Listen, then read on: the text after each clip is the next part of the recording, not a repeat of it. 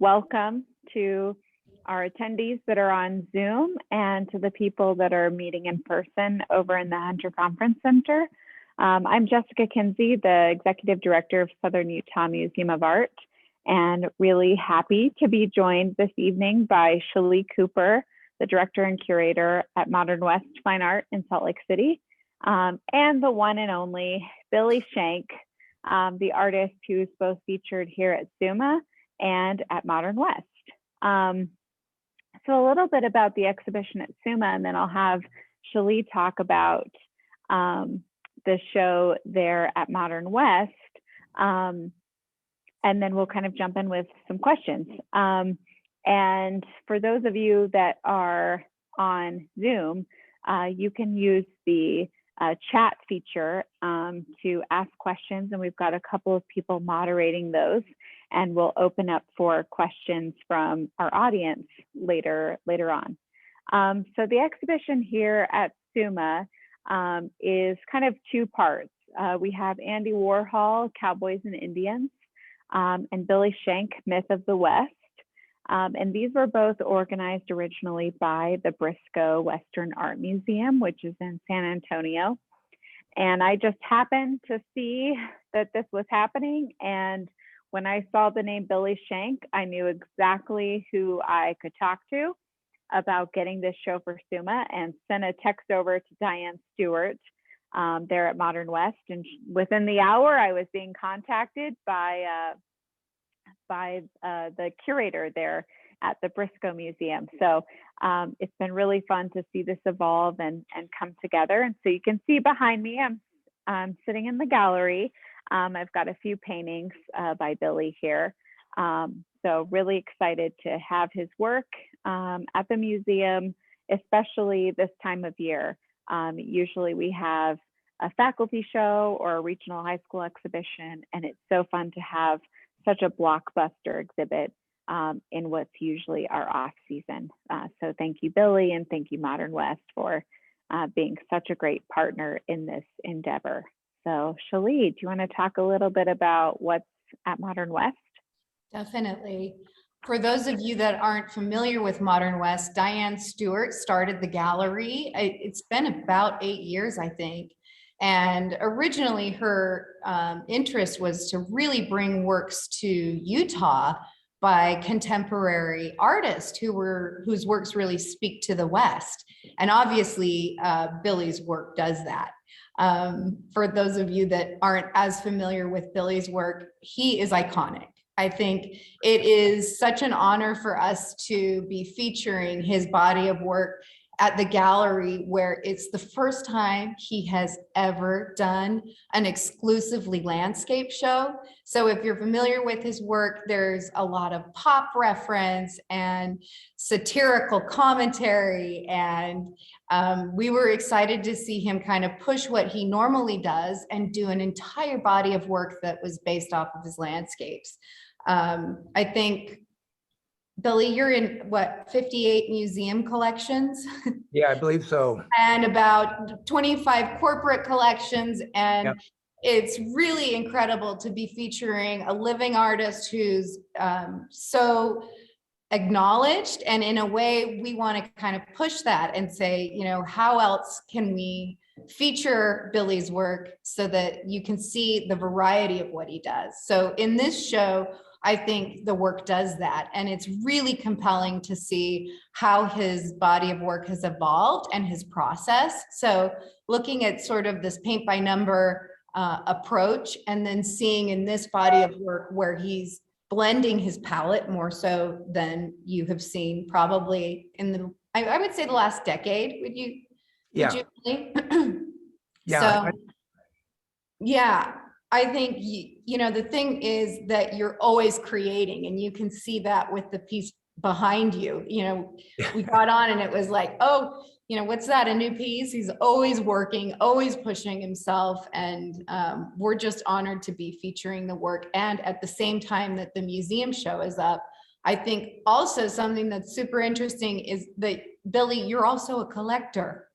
Yes. A collector of art and of your own work, and the works that are showing at the museum are Yeah. actually all from your private collection. Yep. Yeah, that's a great point. So the Warhol works are from the Briscoe, Right. their collection, but all of the Billy work that you see here is from his personal collection. And I should have said, this is a retrospective and really spans 6 decades. So it's really amazing. Yeah.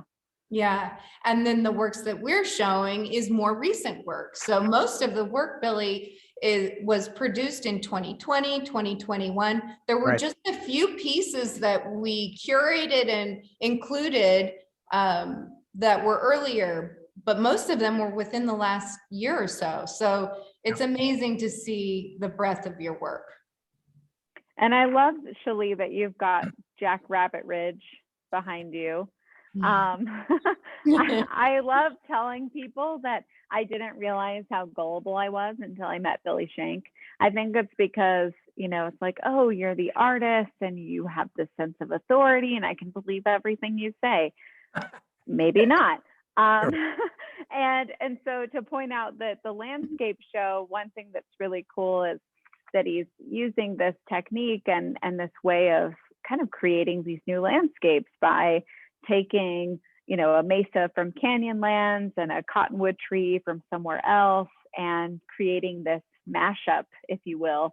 And so I remember when we were at the studio and he showed us this painting and said it's called Jack Rabbit Ridge.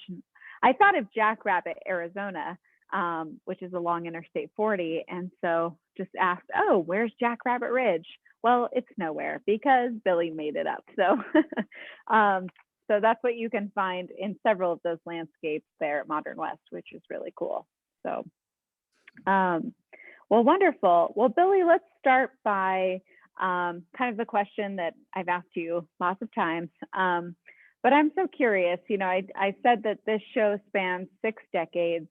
You've obviously been an artist for a really long time, spent some time in New York City. How has the art world changed since you were a young artist? What's different? First, I've got to say, nobody's asked that question until this year. And boy, does it make me think. I mean, I have on occasion, you know, reflected on that. As I've said earlier, when I first came to New York, that was 1970. The entire contemporary world, by my estimate, consisted of around 350 artists, almost all of them located in New York City. And all the contemporary galleries were in New York, with the exception of 2 on the West Coast. And there was nothing in between. So coming right out of art school and moving to New York in 1970, it was already very easy to follow, you know, these contemporary careers. You knew what artists were in each stable. So, and I'd also say that historically, the American audience that collected art really didn't start backing American artists until 1962, and that was with the advent of Leo Castelli and his stable of pop artists, and that was Warhol, Lichtenstein, Rauschenberg, Johns, and there was a few others outside of that, Oldenburg, but the pop artist.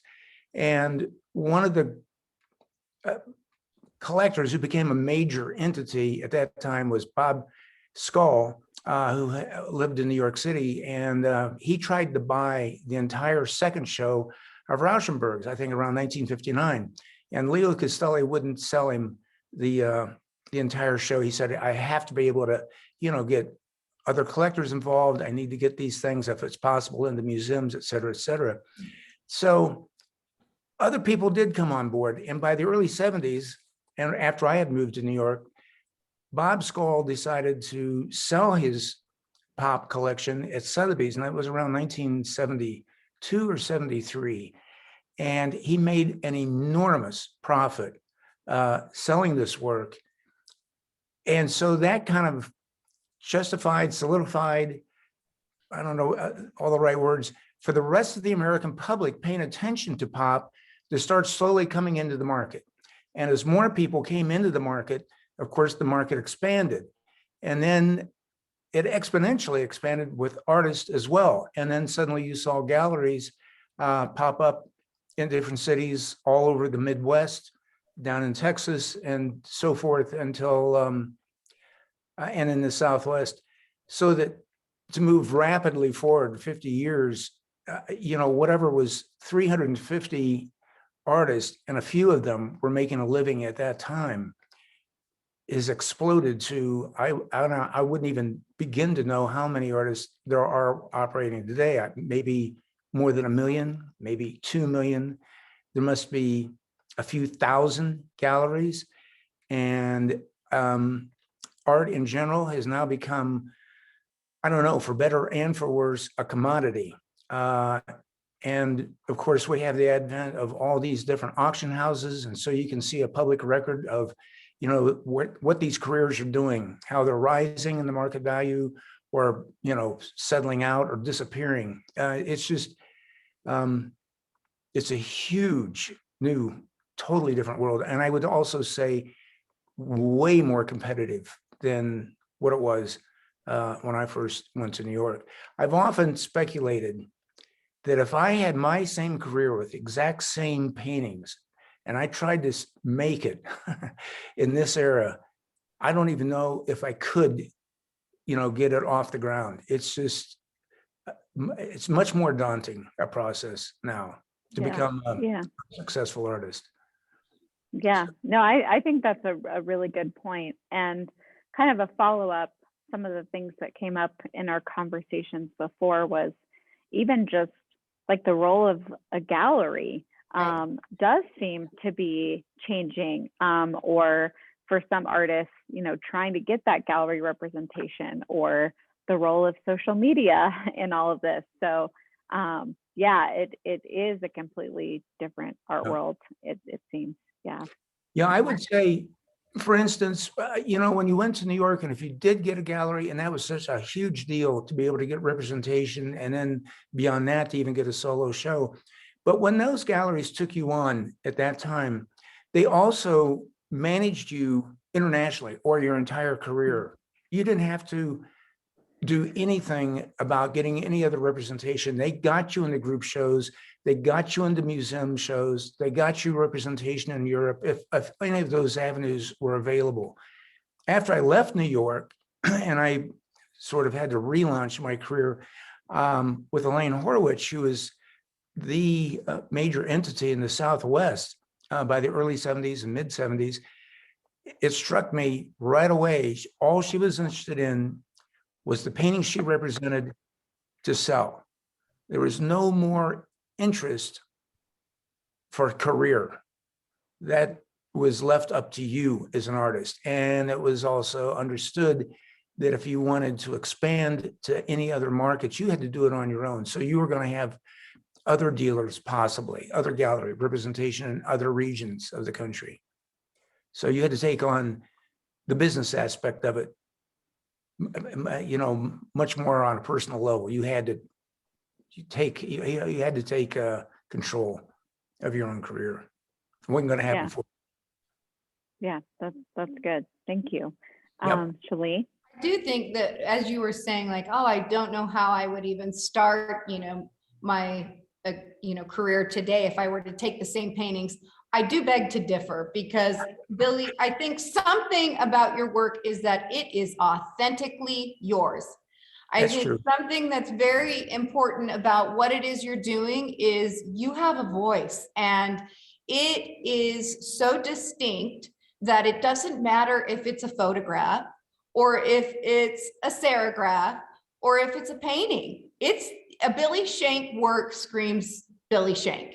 So I have to say, in looking at your process, it's really interesting to, Jessica had mentioned that with the Jackrabbit Ridge, it's sort of this mashup of many different pieces. Right.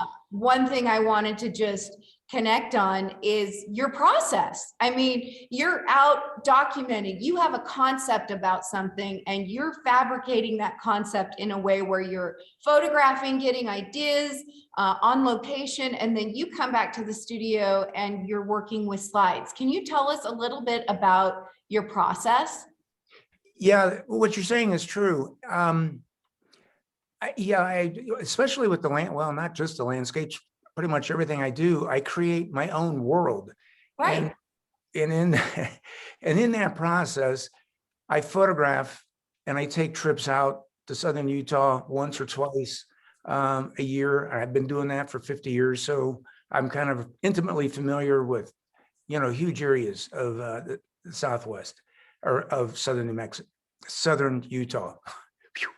Right. And your favorite place on earth. Right. So what I do is I have tens of thousands of slides, and they're in loose leaf binders, and they're labeled according to genre and this and that. So in between paintings, if I'm kind of exhausted with painting in a particular day, say 6, 7, 8 hours, I might come back quite often for another couple of hours in the evening and just look at slides, and I put things together that I think, oh, I like this object over here. Oh, I like this figure. Wow, this might look good with this landscape. And then I think specifically of a slide I might have taken, but it's in around 40 of these slide carousels, which hold 80 slides apiece. So that's, what is that, 332? A lot. Yeah, a lot. So sometimes I get really frustrated because I've got such a specific idea in mind, and I'm going through slide trays, carousels for maybe 3 hours or 4 hours looking for that specific slide. And in the process of that, I get distracted by finding other slides. I think, whoa, this might work. This is really good. So it's completely an insane process to get to, the first, the second, third, the fifth or eighth slide that might get put together as a single image.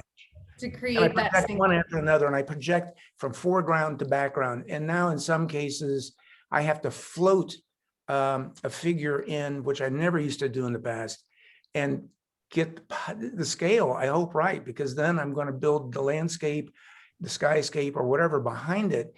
And I really don't know if all my proportions are right until I actually get the whole first coat of colors. So it can be a disaster if you've got, it's just obvious to anybody if your proportions aren't correct. And Well, I love that you're utilizing this idea of collage as well. You're collaging all of this different imagery and creating this sort of reality. And I think one thing that you mentioned to Jessica and I, when we had the amazing opportunity to visit you at the ranch, it was, I have to say, incredible to see your environment, because you talk about this feeling of almost of like being a man without a country. And part of that has to go with your work. It's like, where does it fall in alignment? Is it really Western art? Is it pop art? What is it? And seeing the life that you and Rebecca have created is almost that you've made this life of an extension of your work in where you live and your studio and who you are. But tell us a little bit about that balance of feeling like, where do I belong as an artist? Well, I think that's both my strength and my nemesis, is this unique style that I developed. And it was quite by accident. When I came to New York, I started projecting imagery and drawing directly on the canvas like a photorealist. I mean, that school of art was what I was attracted to. But I already also had, this intimate kind of feeling about pop, particularly Lichtenstein and Warhol. And so as I would draw these things, I also was reducing out a lot of detail, and then just building this into a paint by number system. I didn't realize that what I had done was marry pop, the paint by number system, to photorealism, and I came up with a style that is, very recognizable. So the world that I was in New York, was a contemporary world, but finally they got tired of my romantic attachment to the Western subject matter. So I became sort of an outcast, if you will, in the New York world. So then I come out and reestablish myself with the same work in the Western market. But I was with Elaine Horowitz, and she was the champion of contemporary Western art. So I had a bit of a home there because I had also Luis Jimenez, who is a contemporary artist, and T.C. Cannon, Fritz Scholder, later Tom Palmore, John Fincher, and others came on board, Ed Mell. So we built a niche that was definitely, we were the godfathers of contemporary Western art. But in the traditional Western market, which I also try to get involved with, there's a degree of rejection, from that group too. So the uniqueness has helped me. I mean, it created a career that's been, substantial, lasting as long as it has. But, there's plenty of opportunities that don't present themselves to one market or the other for whatever different reasons. But what I love about your work is that you have been true to the integrity of your work. Yeah. You haven't said, well, then I'm going to do this. I'll try to jump on board in this way so that maybe I will be more received in that way. And I think something that's really amazing is that in a way, when I look at your work, I think, wow, you're so ahead of the curve. And, it's like, oh, the process, when you think about it, it's like way before Photoshop. You're shooting slides, you're thinking in ways, and now there's different tools that can be used in ways. And one thing that I loved hearing you say was that when you're out shooting, I asked, do you ever consider shooting digitally? And you're like, no, it's too flat. A digital image, a slide, there's so much more depth. And the irony, the luminosity. And what's interesting is then you pull that concept back to creating the work where it does go flat because you're doing this paint by number, but you understand the dimension and how to push the palette in a way where now you're blending and it does create more dimension. So I think it's great the way that you utilize the tools that you're used to using. And for me to think of like, wow, that you were conceiving this way of seeing things before it was so easy to mesh that and to be true to your process in the way that you're continuing to execute. Yeah. One way I think of it is the challenge is using this system, which is, pretty much a flat, if you will, paint by number system to create the atmospheric look of a French impressionist from 1880. And that's a real challenge. Coming back to, the digital photographs, I don't want to work with something that's already flat. I want to be in control of what gets flat. I want the luminosity to be the original inspiration. I don't want a smashed up flat digital image. No, that's a good point. Well, I think that's something that you've really captured in the show that we're featuring here is this, not only luminosity, some of the palette that you're using is so unexpected. It's interesting because when we were visiting and I'm asking, well, how did you come up with this? And I want to move my computer so you can see some of the other pieces in the show.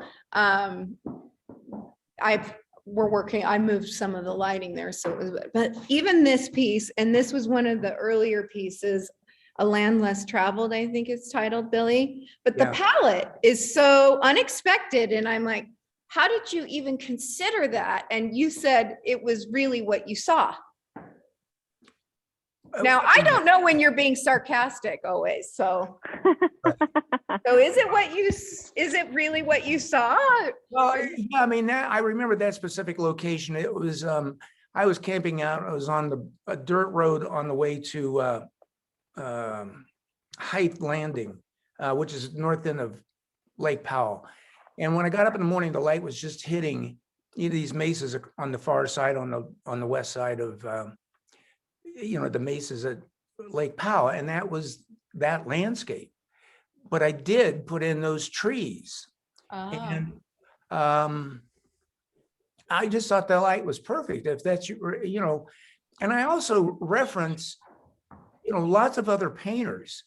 Right. I mean, we'll get a situation where I think, well, what would this look like if I put this, like in this case, a yellow to green, lime green sky? And now I'll immediately go to my books and see who else has done anything that's similar to that, to see how they resolve that situation. So, I borrow and appropriate ideas, notions, and atmospheric stuff from everybody in the world. As I sometimes love to say, for those of you who are baseball fans, Leo DeRocher was a Hall of Fame famous manager back in the 40s and 50s, and he wrote a book titled "If You Ain't Cheating, You Ain't Trying." And I thought, yep, that's the right notion. Well, and that's pop art. It's that's the definition of pop art, is appropriation.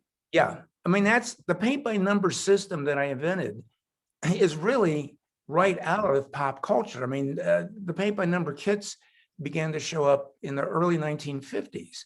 And so to use that concept, to make a photo-based image and to create as much realism while being reductive with your detail, I just took it to a whole different level. So in all modesty, I'd like to say I'm the best paint by number artist that ever lived. I've just taken it to a further extreme than it was ever thought to have been when it was created. Well, so, and I think that idea of artists that you're even borrowing from, like I think about this piece behind me, that cloud in the background just totally feels like Maynard Dixon. Yeah. Or even behind you, Billy, with the cowboy boot, you can see that big cloud, and it just feels like Maynard Dixon. So I think before we kind of go on with another question, I just wanted to think about, this idea of rejection and kind of that balance you have to strike between the two worlds, really. It was interesting because I didn't realize until you were here and we were visiting that you faced similar challenges in art school. So it is really interesting, some of these things that have come back around. Do you want to talk about that? Yeah, I can. It was, I was in art school in Kansas City between 1967 and 1969. And I began using photographs in my first semester of my senior year.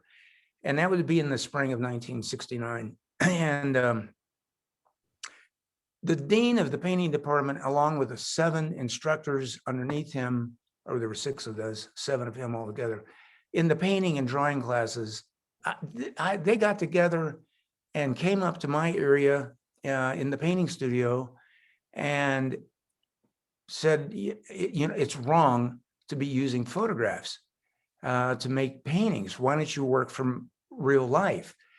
I didn't argue with him, but I was so depressed by that idea that I didn't paint the whole last semester before I graduated. I didn't realize those guys had shut me out. They had done the exact opposite of what they're supposed to be inspiring you to do, which is to continue, being encouraging in painting. And while I stopped painting, Ivan Karp came out to do a series of lectures that same spring from New York City. And he'd been the director of the Leo Castelli Gallery. He was the guy who found all those pop artists and started that entire school of thinking. Well, now he was championing the cause of these photorealists. So he had slides of John Clem Clark, who became a mentor and a friend. He had Chuck Close and the sculptor Dwayne Hansen. And I just thought to myself, all of these guys are using photo projected imagery to create their paintings. And so I kept my mouth shut, like I said, for that last semester. I came back and then immediately went back to New York, got together with Ivan Karp, And so I could meet John Clem Clark. And then I started painting again using an opaque projector and then a slide projector, to make that imagery. But boy, that was the wrong thing for those folks to do at Kansas City. And I don't know how many times I've actually heard that from other art students, because I've had over the years lots of studio help and assistants, all who have gone through art schools and had their own personal experiences. Some of them very good, others where they stopped, making art like I did for that, at least that 5-month period. But yeah, I do think when it comes to working from photographs, you're damned if you do, damned if you don't sometimes. Absolutely. But yeah, well, thank you. I think to kind of wrap up with our conversation before we open it up to questions, is just thinking about like, what as an artist have you learned? You've mentioned before kind of these essential things to being a successful artist or being an authentic artist. So maybe just kind of talk about those and what advice you would have for current art students. One thing I have begun to preach over the last couple of decades is authenticity of intent. At least that's what I call it. I mean, if you are painting or making art specifically to fit a market, to make a career, to make a living, I mean, it's kind of understandable to do that, but there's no authenticity to the work. That means go be a commercial artist, which is fine. Go be a graphic designer, be an illustrator, but that is not what a fine artist is by definition. Secondly, you do have to have a voice, and that's proven by all the art history, we study, everything, for the last 500 years of Western European culture. All those artists that we study all have signature styles. And the third thing, especially now in this era with so many talented people, trying to launch careers, you need perseverance. Maybe that's always been true, because you're going to get rejection. You have to have an unbelievable faith in your own work. You just have to. And the flip side is you can be delusional and think what you're doing is great when actually it's not. So that's a tricky, slippery slope. Yeah, I think some delusion might be healthy. Well, and one thing that sort of resonated, we had an artist do a visit in 2018, and he's in his mid to late 70s. And I remember taking him to one of the classes, and one of the students asked, "What motivates you?" And this artist was just sort of dumbfounded, because honestly, motivation isn't part of his vocabulary. Mm-hmm. He just lives and breathes his Right. work. And I think you're really similar to where this is just who you are. Yep. So that perseverance comes naturally. Yep. But the question of what motivates you, I think doesn't apply, because No, I am actually an extremely stubborn person. And I'll tell you, like galleries, they will sometimes say, well, the clients like this, or they want that, and you've got to paint what they like. And I'm saying, no, you paint what you want, and you bend the collectors to start believing in what it is you do. You change the collectors, not the artist.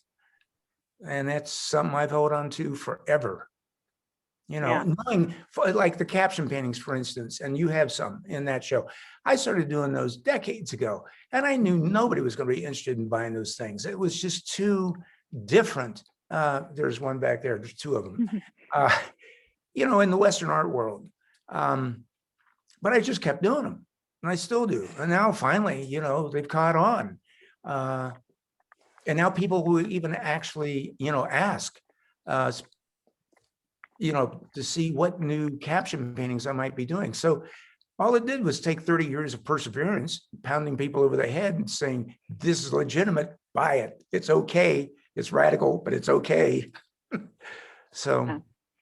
That's that thing we were talking about, being ahead of the curve. And I'm going to just put a little plug in that you might want to stay tuned for what's next at Modern West online exclusive. Speaking of caption paintings, but that's all I'm going to say.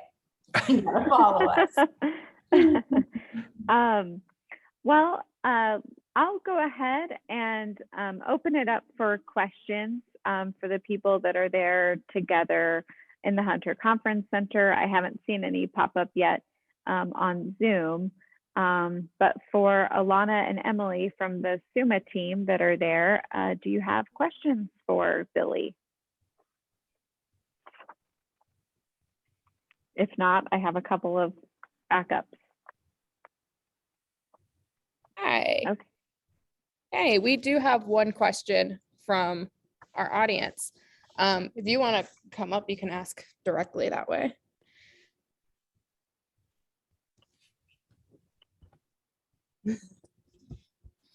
I was just curious, what was the reasoning for adding the Al Capone piece? Because it's a little bit different than the rest of the modern West art there. That's true. It is.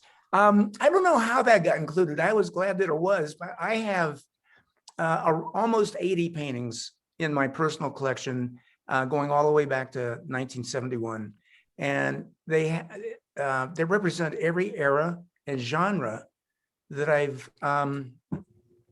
messed with over the years.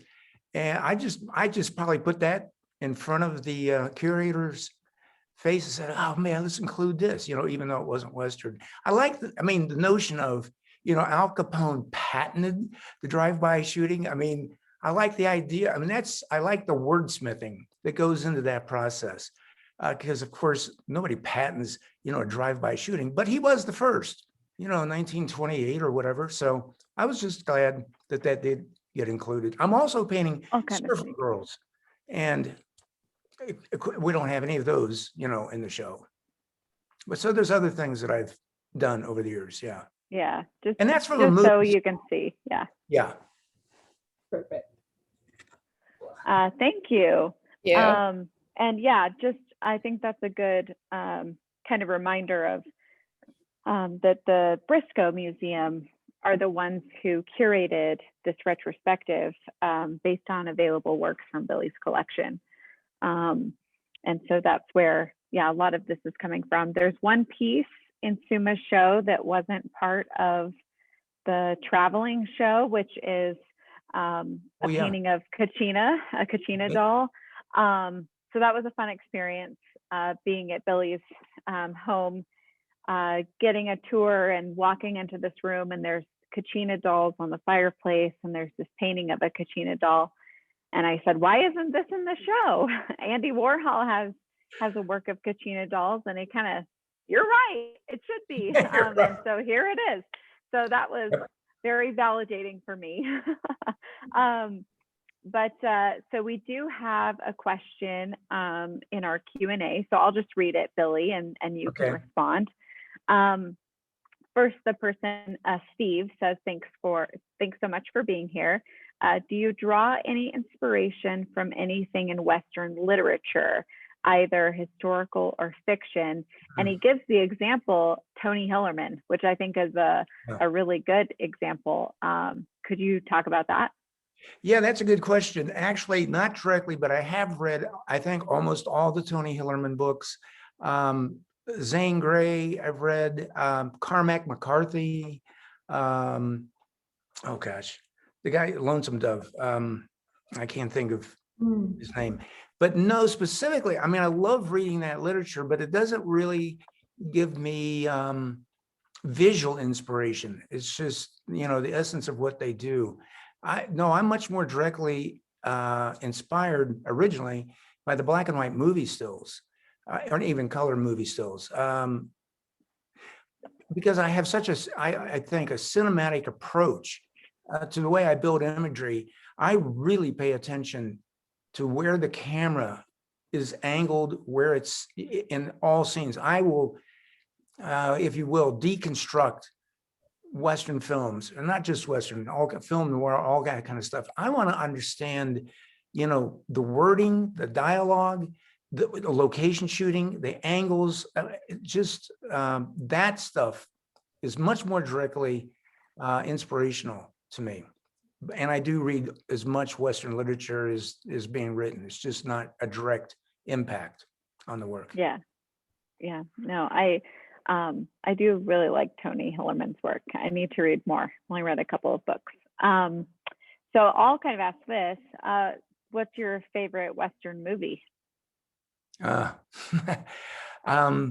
For about 50 years, it was The Good and the Bad, the Ugly. And there's plenty more. The Searchers, John Ford, Red River. I like Tell 'em Willie Boys here.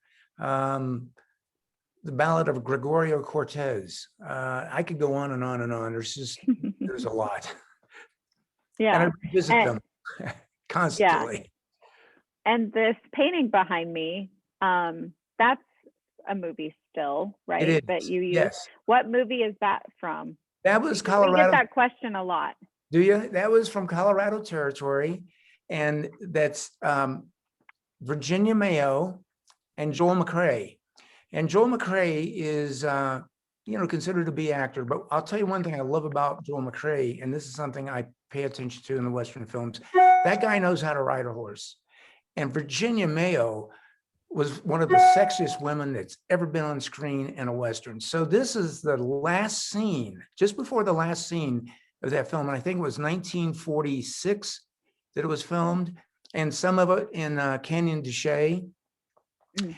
And he's an outlaw on the run, and she is in love with this desperado.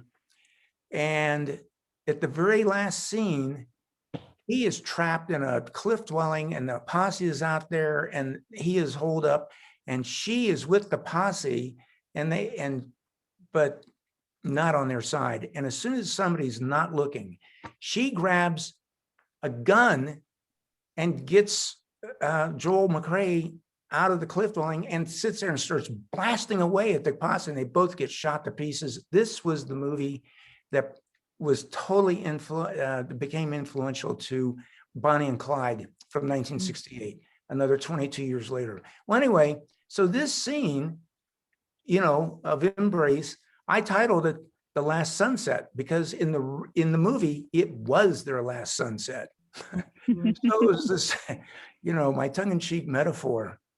So that's how that came to be. Yeah, great. Do we have other questions there with our live audience? I'm not seeing any on Zoom. Or Shalee, if you have any follow-up questions. I wanted to see if Scout was getting any questions. We're also filming this so that we have a live feed. Okay, so yeah, I think I would say, what's next on your radar, Billy? I mean, you're always producing. What are you working on currently? Well, I'm going to point. Can you see there? Okay, this is a new series, and I'm titling it Boots on the Ground, which is a military cliche. And I started photographing these things decades ago, and I did a half-tone dot painting that somehow got destroyed before it ever got anywhere. But this is the first in that series. And then I also photographed Rebecca, my partner, with she's got a new pair of pink boots made by Rocket Buster in El Paso. And so she's in the next painting. So this is going to be a new series that I'm working on. And it's just going to be boots on the ground. 1, 2, 3, 6, 7, 8. And I like the perspective. This is pure Sergio Leone. The camera's right on the ground, and you've got these outsized boots and up to the knees, and then the landscape in the back. I mean, you don't see Western art that looks like that. Right. No. Yeah. Good. Excellent point. I think you can say that about the bulk of your work. Right. It's Billy Schenck. Right. Well, we don't have any other questions, so I'm just going to go ahead and say thank you to Billy and Shalee for both taking the time this evening to join us on Zoom and talk about the two shows. It's been such a fun partnership that's been growing between the museum and the gallery, and just such a delight to be able to meet and work with Billy. If you haven't been, the show at Modern West is up through March 11th. And the show here at SUMA is open through March 19th. And I will make a little plug that we are open for President's Day weekend. So we'll be open this Sunday from 1 to 5 and open regular business hours on Monday. So if you want to use the holiday weekend and come see the exhibition, it's a great opportunity.